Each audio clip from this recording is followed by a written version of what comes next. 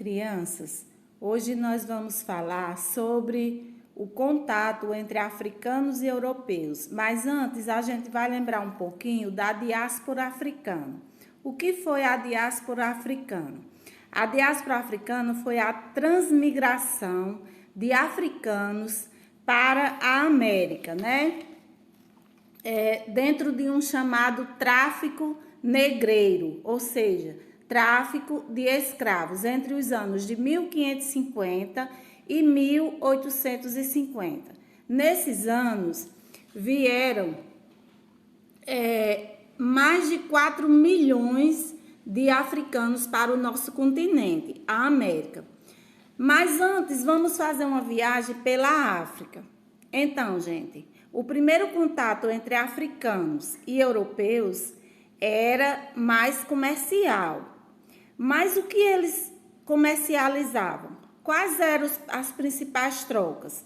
Então, inicialmente, os portugueses, eles estavam em busca de marfim, de ouro, de pedras preciosas. E em troca, eles levavam tecidos da Índia, armas de fogo, bebidas, cavalos. Depois de algum tempo, os escravos passaram a ser a principal mercadoria comercializada. Ali, a escravidão já existia na África. Mas como? Como era que a escravidão já existia no próprio continente deles? Então, meus amores, lá na África existiam as tribos, né? Existe até hoje.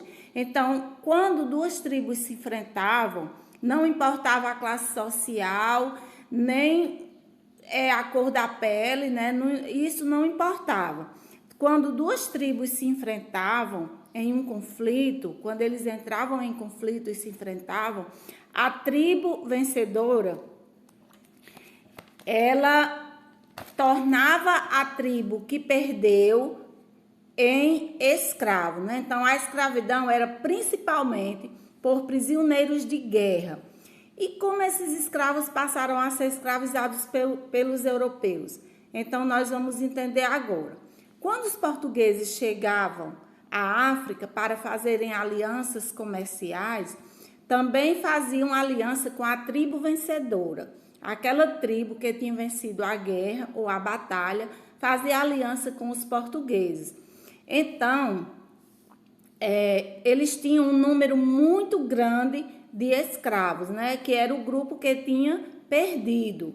Então, esses escravos eram negociados com os portugueses europeus.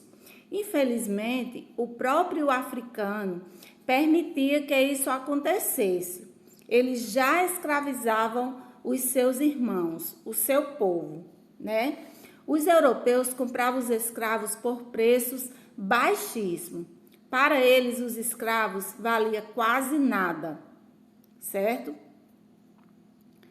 Vamos analisar aqui essa outra imagem. Então, para os portugueses, os escravos valiam quase nada. Eles eram trazidos para cá nos porões dos famosos navios negreiros. Vinham em condições desumanas, acorrentados, parte deles sem roupa. Eles eram arrancados de sua família sem nenhum pudor. A alimentação era precária.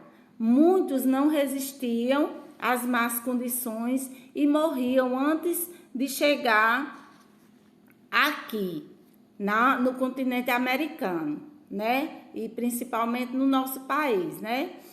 E quando eles conseguiam chegar com vida, eles eram encaminhados a um mercado de escravos, ficavam expostos como se fosse uma mercadoria, certo?